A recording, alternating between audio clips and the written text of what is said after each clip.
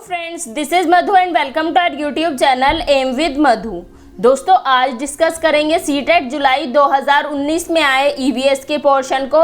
इससे पहले हम 2011 से 2018 तक के सीटेट के ईवीएस के पोर्शन को डिस्कस कर चुके हैं। आप प्लेलिस्ट से जाकर चेक कर सकते हैं और साथ में ही हमने एनसीईआरटी से कंटेंट भी कवर कर लिया है, उसे भी आप प्लेलिस्ट से देख सकते हैं। इसके बाद हम स्टार्ट करेंगे सीडीपी। पहले जो 2 पेपर बचते हैं उनको कंप्लीट करने के बाद हम सीडीपी यानी कि चाइल्ड डेवलपमेंट एंड पेडागोजी को स्टार्ट करेंगे।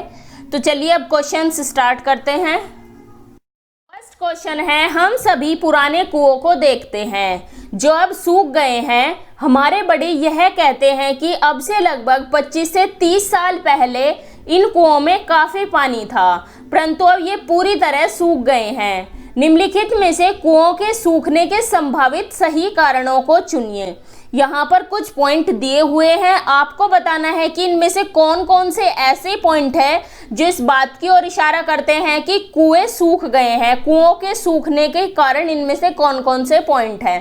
ए पॉइंट है कि जिन झीलों में वर्षा का पानी इकट्ठा होता था अब वह नहीं है। बी पॉइंट है, पेड़ों कुओं और आसपास के क्षेत्रों की जमीन अब कोलतार सीमेंट से भर गई है। सी पॉइंट है, कुओं का कोई उपयोग नहीं करता क्योंकि हर घर में टोंटियां लगी है। और डी पॉइंट है, भूमिगत पानी को खींचने के लिए कई विद्युत मोटर चालित पंप लगाए गए हैं। अब इनमें से बताना है कि कुओं को सूखने के जो कुएं हैं वे सूख रहे हैं, उनका कारण क्या है। तो इसका आंसर होगा ऑप्शन सी, यानी कि ए पॉइंट सही है इसमें कि जिन झीलों में वर्षा का पानी इकट्ठा होता था वह नहीं है। बी पॉइंट इसमें सही है कि पेड़ों को और आसपास के क्षेत्रों की जमीन अब कोलतार सीमेंट से भर गई है। अब जब जमीन सीमेंट से ढक गई है तो जो वर्षा का पानी होता है वो जमीन में नहीं जा पाता, इसलिए वाटर लेवल ऊपर नहीं आ पाता। सी है कि कुओं का कोई उपयोग नहीं करता क्योंकि हर घर में टोंटियां लगी है, ये कोई कारण नहीं है कुओं के सूखने का। डी है कि भूमिगत पानी को खींचने के लिए कई विद्युत मोटर चालित पंप लगाए गए हैं, ये भी सही है। तो फर्स्ट का होगा ऑप्शन सी। सेकंड क्वेश्चन है, नीचे दिए गए शहरों में से किस एक में रेत के पहाड़, जिन्हें रेत के टीले कहा जाता है, पाए जाते हैं। ऑप्शंस है अबू धाबी, बर्लिन, थिम्पू या फिर काबुल। तो कहाँ पाए जाते हैं रेत के टीले? रेत के टीले पाए जाते हैं अबू धाबी में, क्योंकि जो अबू धाबी है वो एक रेगिस्तानी इलाका है, वहाँ रेत के टीले मिलते हैं। तो सेकंड का होगा ऑप्शन फर्स्ट। थर्ड क्वेश्चन है, पर्यावरण अध्ययन में संकल्पना और मुद्दों को विज्ञान और सामाजिक विज्ञान विषय के रूप में नहीं रखा गया है, क्योंकि आपके ऑप्शंस है इस आयु वर्ग के बच्चे अपने परिवेश को समग्र रूप में देखते हैं। सेकंड है, यह शिक्षण अधिगम की एक अच्छी युक्ति है। थर्ड है, यह पाठ्यक्रम के भार को कम करने के लिए है। और फोर्थ है, सीबीएसई के द्वारा पर्यावरण अध्ययन के पाठ्यक्रम को इसी प्रकार से निर्धारित किया गया है। अब आपको बताना है कि पर्यावरण अध्ययन में संकल्पना और जो मुद्दे हैं उन्हें विज्ञान और सामाजिक विज्ञान के विषय के रूप में नहीं रखा गया। इसका क्या कारण है? क्योंकि जो बच्चे हैं वे अपने परिवेश को समग्र रूप में देखते हैं। आपने देखा होगा कि जो बच्चे हैं वे ऐसे तो नहीं बोलते कि पेड़ को देखेंगे, वे पौधों को देखेंगे, वो ये तो नहीं बोलेंगे कि ये तो बायो का टॉपिक है। वो हर चीज़ को जो उनके आसपास प्रेजेंट है वो हर चीज़ को समग्र रूप में देखते हैं। तो थर्ड का होगा ऑप्शन फर्स्ट। फोर्थ क्वेश्चन है, पर्यावरण अध्ययन के पाठ्यक्रम में उपविषयों के स्थान पर थीम को प्रस्तावित किया गया है, क्यों? आपके ऑप्शंस है बच्चों के परिवेशीय बोध में वृद्धि करने के लिए। सेकंड है, बच्चों के स्थानीय परिवेश के मुद्दों से जुड़े हुए और अंतर संबंध समझ के विकास के लिए। थर्ड है, उपविषयों की तुलना में थीम आधारित पर्यावरण अध्ययन का संपादन आसान है। और फोर्थ है, पर्यावरण अध्ययन में पाठों को कम करने के लिए। आपको पता है कि जो पर्यावरण अध्ययन का पाठ्यक्रम है वो 6 थीम पर बेस है। ऐसा क्यों रखा गया? ऐसा क्यों किया गया कि जो पर्यावरण अध्ययन का पाठ्यक्रम है वो उपविषयों के स्थान पर थीम के लिए क्यों प्रस्तावित किया गया? तो इसका आंसर होगा ऑप्शन सेकंड, यानी कि बच्चों के स्थानीय परिवेश के मुद्दों से जुड़े हुए और अंतर संबंधित समझ के विकास के लिए, कि जो बच्चे हैं इससे अपनी जो स्थानीय परिवेश है उससे जुड़े हुए मुद्दे हैं उनसे उनकी बच्चों की समझ विकसित हो, बच्चे उस चीज को समझ सके। तो फोर्थ का होगा ऑप्शन सेकंड। फिफ्थ क्वेश्चन है, निम्नलिखित में से कौन सा वर्तमान पर्यावरण अध्ययन पाठ्यक्रम के 6 मुख्य थीम में से एक नहीं है? ऑप्शन है आवास, हम चीजें कैसे बनाते हैं, काम और खेल, और फोर्थ है भोजन। तो आपको बताना है कि जो पर्यावरण अध्ययन पाठ्यक्रम की 6 मुख्य थीम है इनमें से कौन सी एक थीम नहीं है। पहले हम वे 6 थीम देखते हैं कि कौन कौन सी है। वे है परिवार एवं मित्र, भोजन, आवास, पानी, यात्रा और चीजें जो हम बनाते हैं और करते हैं। अब आप देख लीजिए कि इन थीम में से इनमें कौन सी नहीं है। इसका आंसर होगा ऑप्शन थर्ड, यानी कि काम और खेल। तो फिफ्थ का होगा ऑप्शन थर्ड। सिक्स्थ क्वेश्चन है, निम्नलिखित में से कक्षा 1 और 2 के लिए पर्यावरण अध्ययन विषय के संदर्भ में सच है। ऑप्शंस है पर्यावरण अध्ययन से संबंधित मुद्दों और संबंधों का संपादन भाषा और गणित के माध्यम से होता है। सेकंड है कक्षा 1 और 2 में पर्यावरण अध्ययन को एक नए विषय के रूप में प्रस्तुत किया गया है। थर्ड है कि कक्षा 1 और 2 में एक विषय के रूप में पर्यावरण अध्ययन समझने के लिए आसान नहीं है। और फोर्थ है पर्यावरण अध्ययन से संबंधित मुद्दों और संबंधों का संपादन भाषा के द्वारा होता है। तो इसका आंसर होगा ऑप्शन फर्स्ट, यानी कि पर्यावरण अध्ययन से संबंधित मुद्दों और संबंधों का संपादन भाषा और गणित के माध्यम से होता है। अगर इसमें ये ऑप्शन नहीं होता तो इसका ऑप्शन फोर्थ सही होता कि पर्यावरण अध्ययन से संबंधित मुद्दों और संबंधों का संपादन भाषा के द्वारा होता है। फर्स्ट ऑप्शन में दिया है कि भाषा और गणित दोनों के माध्यम से होता है और फोर्थ में दिया है खाली भाषा के माध्यम से होता है। तो इसका फर्स्ट आंसर ज़्यादा सही है कि पर्यावरण अध्ययन से संबंधित मुद्दों और संबंधों का संपादन भाषा और गणित के माध्यम से होता है। आपको पता है कि जो फर्स्ट और सेकंड क्लास है उसमें पर्यावरण अध्ययन की कोई पाठ्य पुस्तक नहीं है। इसके लिए हम भाषा और गणित के माध्यम से ही चीज़ों को रिलेट करके बच्चों को सिखाते हैं। तो सिक्स्थ का होगा ऑप्शन फर्स्ट। सेवंथ क्वेश्चन है, निम्नलिखित में से क्या एक पर्यावरण अध्ययन में ज्ञान की रचना में बहुत ही महत्वपूर्ण है? ए पॉइंट है कि बच्चों की सक्रिय भागीदारी, बी पॉइंट है बच्चों के ज्ञान को शिक्षकों के ज्ञान से जोड़ना, सी पॉइंट है पर्यावरण अध्ययन की कक्षा की चारदीवारी से बाहर सीखना, और डी पॉइंट है बच्चों के स्थानीय ज्ञान को विद्यालय के ज्ञान से संबंधित करना। तो इसमें बताना है कि पर्यावरण अध्ययन में ज्ञान की रचना के लिए इनमें से कौन कौन से पॉइंट इम्पोर्टेंट है। तो इसमें फर्स्ट पॉइंट जो है कि बच्चों की सक्रिय भागीदारी, ये सही होगा। सेकंड पॉइंट है बच्चों के ज्ञान को शिक्षकों के ज्ञान से जोड़ना, ऐसा ज़रूरी नहीं है। थर्ड पॉइंट है कि पर्यावरण अध्ययन की कक्षा की चारदीवारी से बाहर सीखना, ये भी बहुत ज़रूरी है। और फोर्थ पॉइंट है बच्चों के स्थानीय ज्ञान को विद्यालय के ज्ञान से संबंधित करना, ये भी बहुत ज़रूरी पॉइंट है इसमें। तो सेवंथ का होगा ऑप्शन फर्स्ट, यानी कि बच्चों की उसमें सक्रिय भागीदारी हो और बच्चों का जो स्थानीय ज्ञान है विद्यालय के ज्ञान से संबंधित हो। तो सेवंथ का ऑप्शन फर्स्ट सही है। एट्थ क्वेश्चन है, पर्यावरण अध्ययन में बच्चों को जोड़ने की सबसे प्रभावशाली युक्ति है। ऑप्शन है पाठ्य पुस्तक का पठन, सेकंड है शिक्षक द्वारा व्याख्याएं, थर्ड है कक्षा निर्देशन, और फोर्थ है किस्से कहानियां। तो पर्यावरण अध्ययन में सबसे अच्छा मेथड बताना है कि बच्चे इससे जुड़े, तो इसका आंसर होगा ऑप्शन फोर्थ, यानी कि किस्से और कहानियां। क्योंकि जो किस्से और कहानियां हैं ये पर्यावरण अध्ययन के लिए सबसे ज़्यादा इम्पोर्टेंट है।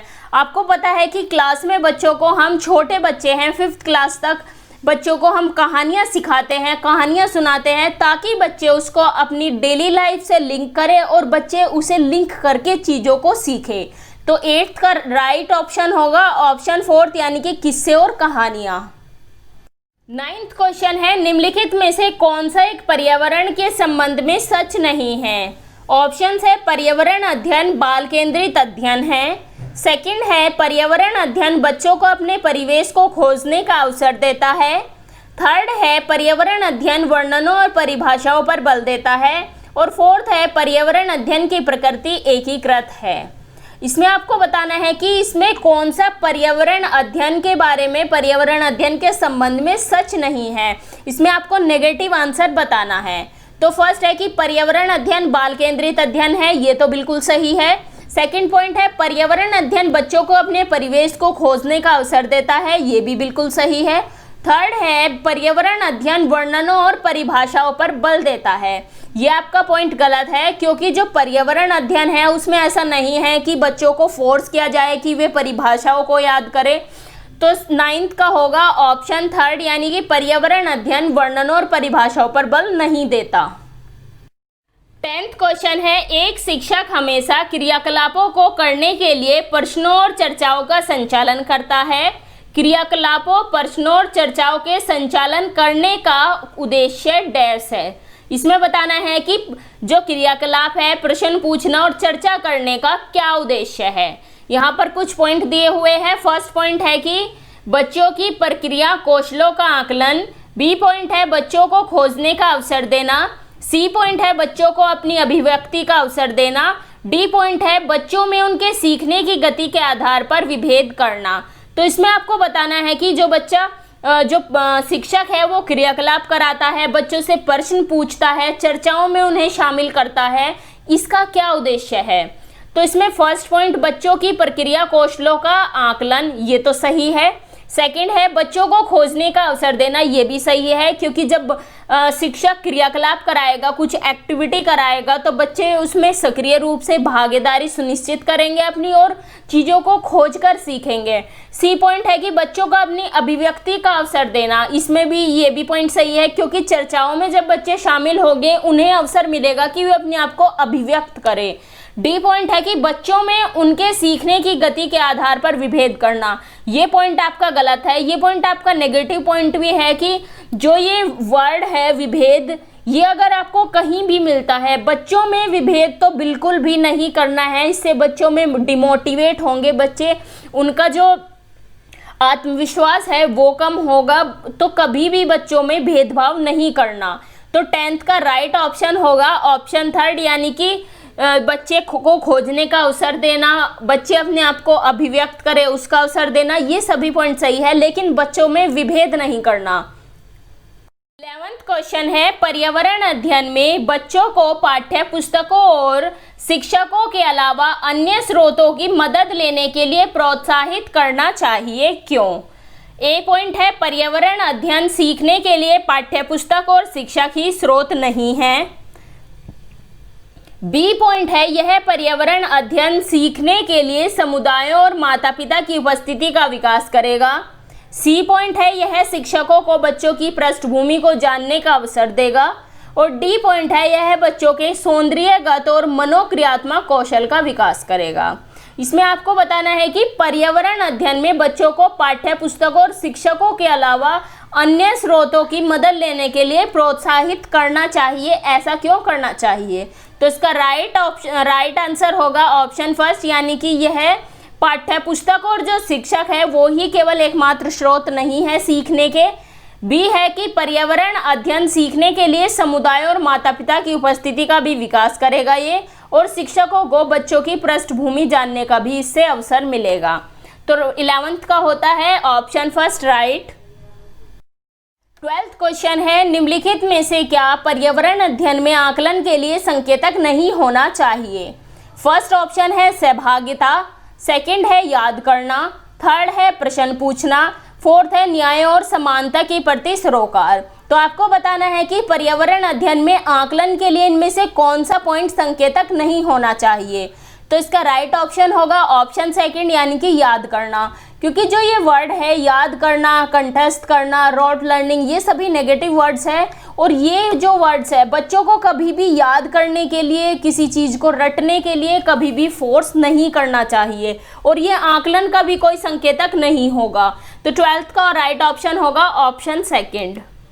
13th क्वेश्चन है, पर्यावरण अध्ययन में शिक्षक के द्वारा बच्चों को स्वयं अपने आप का आकलन करने के लिए अवसर देना चाहिए।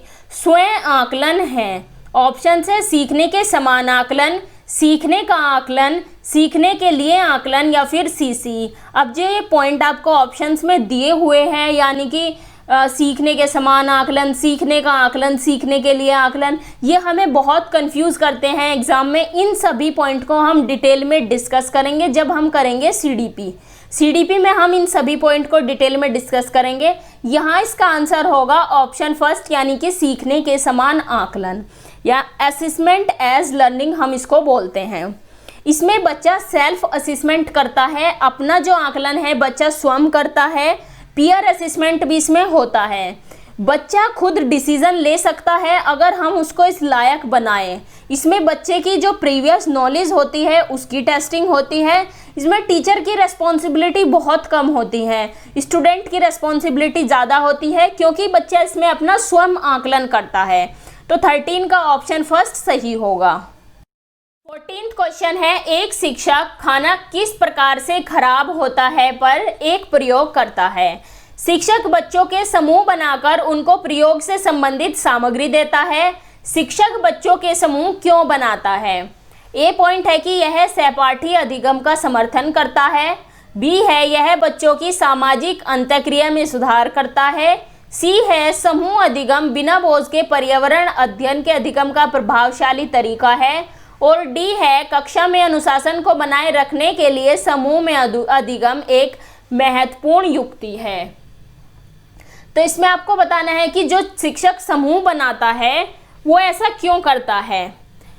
फर्स्ट पॉइंट है कि यह सहपाठी अधिगम का समर्थन करता है, ये सही है कि यह बच्चों की सामाजिक अंतःक्रिया में सुधार करता है, बी पॉइंट भी सही है। तो इसका राइट ऑप्शन होगा ऑप्शन फोर्थ, यानी कि ए और बी पॉइंट इसमें सही है। 15th क्वेश्चन है, निम्नलिखित में से कौन पर्यावरण अध्ययन का उद्देश्य नहीं है? ऑप्शन है परिवेशीय मुद्दों पर जागरूकता का विकास करना। सेकंड है बच्चों को स्वयं अपने हाथ से कार्य करने और खोजने की क्रियाकलापों से जोड़ना। थर्ड है बच्चों को पाठ्यपुस्तक की परिभाषाएं प्रदान करने के लिए प्रोत्साहित करना। और फोर्थ है बच्चों की जिज्ञासा और सृजनात्मकता का पोषण करना। इसमें आपको बताना है कि पर्यावरण अध्ययन का उद्देश्य नहीं है। इसका राइट ऑप्शन होगा ऑप्शन थर्ड, यानी कि बच्चों को पाठ्यपुस्तक की परिभाषाएं प्रदान करने के लिए प्रोत्साहित करना।